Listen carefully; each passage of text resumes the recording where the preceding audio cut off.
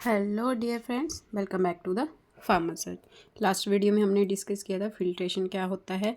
Filtration में जो हम कुछ टर्मिनोलॉजी यूज़ करते हैं, कुछ वर्ड्स यूज़ करते हैं, वो उनका क्या क्या मीनिंग होता है एंड मैकेनिज्म ऑफ फिल्ट्रेशन। अब आज की वीडियो में हम देखेंगे थ्योरीज ऑफ फिल्ट्रेशन। कौन कौन सी थ्योरीज है जो अलग अलग साइंटिस्ट ने अपनी दी है। तो वो थ्योरीज मैंने कल आपको बताया था कि जो रेट ऑफ फ्लो है लिक्विड का वो किस पे डिपेंड करता है, रेजिस्टेंस पे और ड्राइविंग फोर्स पे। ठीक है, रेजिस्टेंस कौन सी होती है, जो सॉलिड ऊपर इकट्ठे हो जाते हैं फिल्टर पेपर के ऊपर, वो क्या रेजिस्टेंस मतलब दिक्कत पैदा करते हैं लिक्विड को नीचे जाने के लिए, उसको बोलते हैं रेजिस्टेंस। जितने सॉलिड कम होंगे उतनी रेजिस्टेंस कम होगी। ठीक है, तो रेजिस्टेंस कांस्टेंट नहीं होती है कि जैसे जैसे आप लिक्विड मिक्सचर डालते जाओगे लिक्विड और सॉलिड का, वैसे वैसे सॉलिड उस पर जमते जाएंगे, मोटा केक बनता जाएगा जिससे सॉलिड कम पास हो पाएगा। ठीक है, तो फिल्ट्रेशन भी आपकी स्टडी स्टेट नहीं है, मतलब ये भी कांस्टेंट नहीं है, ये चेंज होती रहती है। ठीक है, तो नेक्स्ट हम फर्स्ट देखेंगे पोजली इक्वेशन। देख लेते हैं हम उसने क्या दी है equation. Fluid flow through a circular pipe. Poiseuille के अकॉर्डिंग जो फिल्ट्रेशन है वो कैसे होता है, जैसे एक सर्कुलर पाइप, जैसे पानी की पाइप होती है ना, उस पाइप में से आपका फ्लूइड फ्लो कर रहा है। ठीक है, उसने एज्यूम किया है कि जो आपका फिल्ट्रेशन है वो ऐसे लिक्विड नीचे जाता है जैसे किसी पाइप में से कोई लिक्विड नीचे जाता है। लैमिनार फ्लो मतलब एक ही फ्लो में जाता है, जैसे ब्लड आपकी कैपिलरीज में जाता है। ठीक है, तो उसने फिल्ट्रेशन को बताया है अकॉर्डिंग टू सर्कुलर पाइप जिसमें फ्लूइड फ्लो कर रहा है। ठीक है, एप्लीकेबल किस में है ये, fluid flowing through a pipe और small capillaries not porous medium. ठीक है, उसने बोला है कि जो फ्लूइड है वो फ्लो कर रहा है पाइप में से, छोटी छोटी कैपिलरीज में से, ना कि पोरस मीडियम से। ठीक है, उसने पोरस मीडियम को नहीं लिया है, उसने एज्यूम किया है कि जो आपका फ्लूइड है वो फ्लो करता है पाइप और कैपिलरी में से। ठीक है, इतना याद रखना है आपने। नेक्स्ट इसकी इक्वेशन है, पोजली की इक्वेशन है Q is equal to pi r raise to power 4 delta P divided by 8 mu L. ठीक है, तो उसने जो एज्यूम किया है ये पाइप है, एक सर्कुलर पाइप है, ये इसका रेडियस है। ठीक है, ये फ्लूइड फ्लो कर रहा है, फ्लूइड की विस्कोसिटी उसको लेते हैं एन।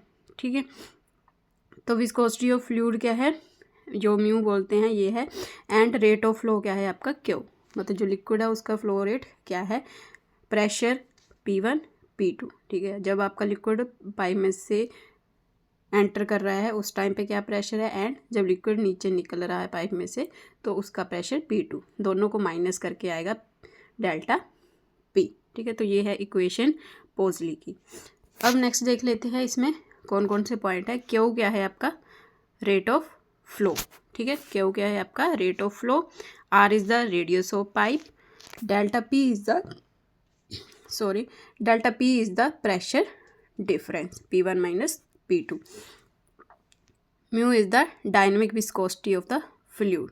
ठीक है, तो ये जो भी आपका फ्लूइड है जिसको आपने फिल्टर करना है उसकी विस्कोसिटी को म्यू के सिंबल में लिखा जाता है। L is the length of pipe, pipe की जो कैपिलरी है या पाइप है उसकी कितनी लेंथ है। ठीक है, ये है इक्वेशन के जितने भी पॉइंट है।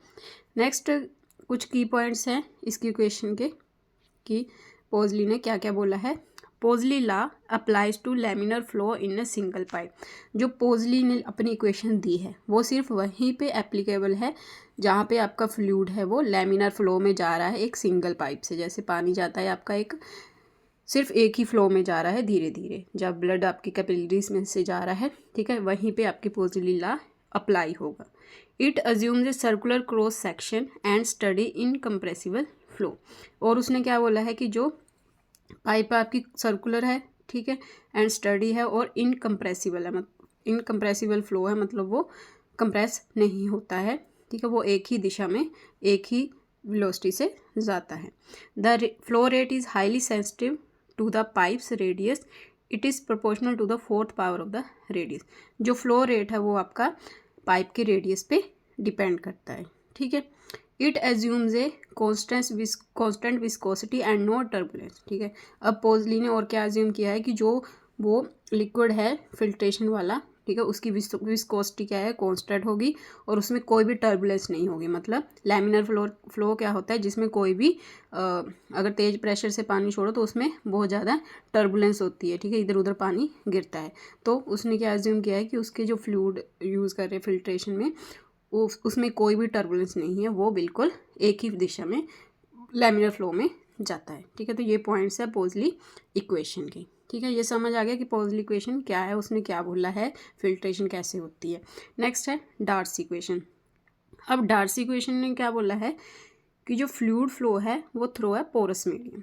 ठीक है, अब डार्सी ने अपनी इक्वेशन में क्या बोला है कि जो फ्लूइड जाता है, फ्लो करता है फिल्ट्रेशन वाला, वो एक पोरस मीडियम से जाता है। पोरस मीडियम क्या, वही जो आपके फिल्टर पेपर में छोटे छोटे छेद होते हैं, ठीक है, उसको बोलते हैं पोरस मीडियम, तो उसमें से जाता है। ठीक है, पोजली ने क्या बोला है कि जो फ्लूइड है वो, उसने क्या एज्यूम किया है कि जो फ्लूइड है वो कैपिलरीज या ट्यूब में से जाता है। इसने बोला है फ्लूइड फ्लो थ्रू है पोरस मीडियम। ठीक है, एंड एप्लीकेबल जो डार्सी इक्वेशन है वो कहाँ पे एप्लीकेबल है, flow of fluid through porous medium such as soil, rock और फिल्टर। जो डार्सी की इक्वेशन है वो आपके फिल्टर पेपर जो यूज़ करते हैं उस पर भी अप्लाई होती है, सॉइल में से मतलब जो रेत वगैरह मिट्टी है उसमें से लिक्विड पास कर रहे हैं उस पर भी अप्लाई होती है, रॉक्स वगैरह में से निकल रहा है फ्लूइड उस पर भी अप्लाई होती है। ठीक है, तो इक्वेशन क्या है इसकी, Q is equal to K minus K A delta P divided by mu L। ठीक है, तो इसके पॉइंट्स देख लेते हैं हम क्या क्या है। Q is the rate of flow. ठीक है, ये भी पोजली में भी सेम था। K is the permeability of the material.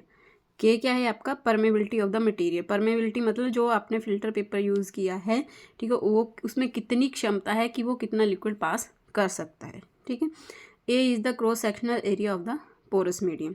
अब कितना एरिया अवेलेबल है फ्लूइड को फिल्टर करने के लिए। ठीक है, मतलब कितना साइज़ है आपके फिल्टर मीडियम का, जब आप पेपर यूज़ कर रहे हो, कोई भी ऐसी पोरस मीडियम यूज़ कर रहे हो जिसमें से आपने लिक्विड पास करना है, उसका कितना एरिया अवेलेबल है, वो कितना बड़ा है। ठीक है, delta is the pressure difference, same है वो।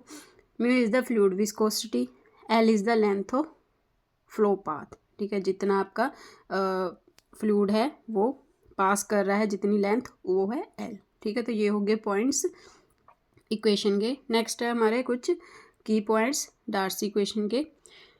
इसमें क्या है, डार्सी ने क्या बोला है, Darcy law is use to describe the flow through porous medium. It assume laminar flow, low flow rate and steady state condition.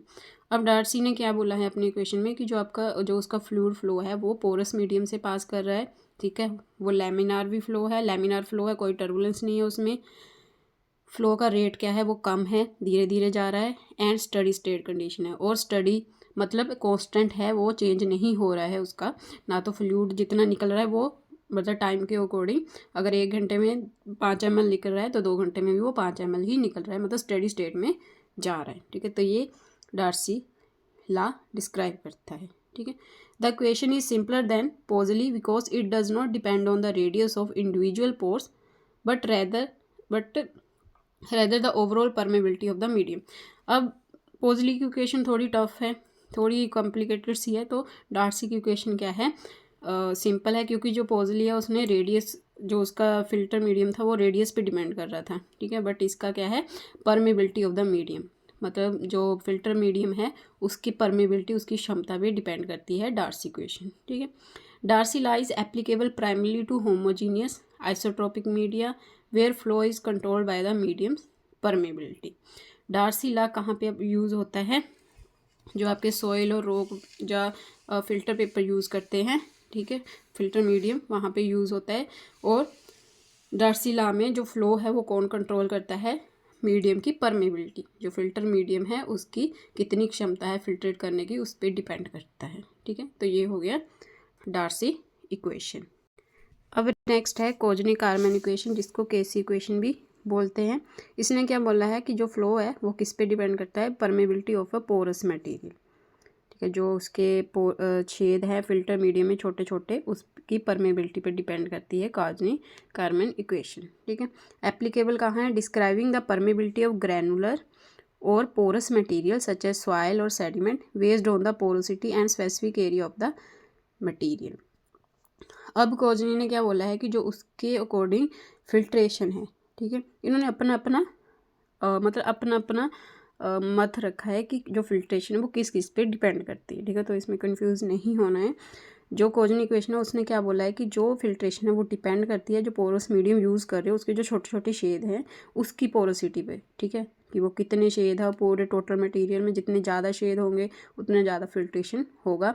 और दूसरा जो फिल्टर मीडियम है उसके एरिया पे डिपेंड करता है, ठीक है। तो कोजनी इक्वेशन क्या है, के इज इक्वल टू, ठीक है, इसका देख लेते हैं, K is the permeability coefficient, phi is the porosity fraction of void space. Porosity मतलब जो छोटे छोटे छेद हैं, ठीक है, उनका कितना साइज़ है, कितना फ्रैक्शन है, उस पर डिपेंड करता है। S is the specific area of the material, total surface area per unit volume, ठीक है। एस क्या है, सरफेस एरिया है मटेरियल का, जो मटेरियल जो रिटेन होना है उस पर, ठीक है।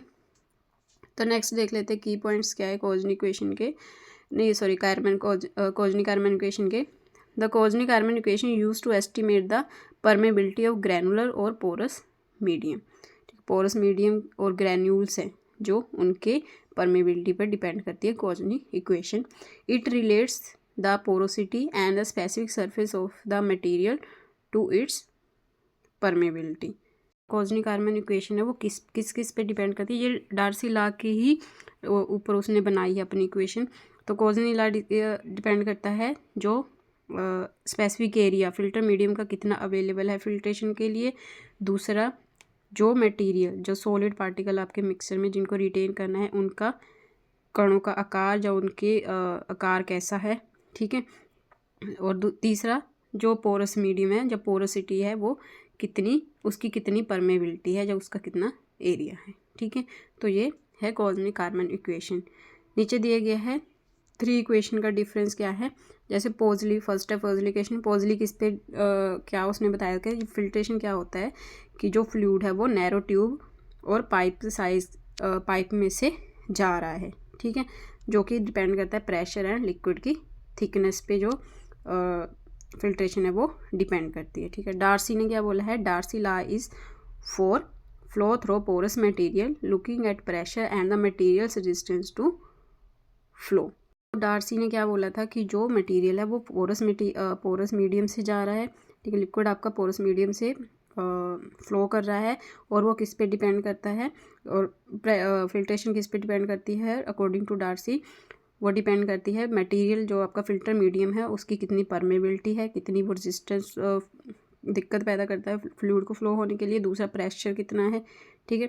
थर्ड जो कोजनी है इसने रिफाइन किया है डार्सी लॉ के ऊपर ही इसने अपनी इक्वेशन बनाई है। इसमें क्या वो चेक करता है जो पार्टिकल है, सॉलिड पार्टिकल्स हैं, ठीक है, वो कैसे हैं, एंड जो फिल्टर मीडियम है उसके अंदर जो स्पेस है वो मटेरियल को कैसे इफ़ेक्ट करता है फ्लो होने के लिए, ठीक है। तो ये 3 इक्वेशंस हैं। आई होप आपको क्लियर हो गया होगा। अगर आपको क्लियर नहीं हुआ है तो आप कमेंट कर सकते हैं नीचे कमेंट सेक्शन में। Thank you for watching.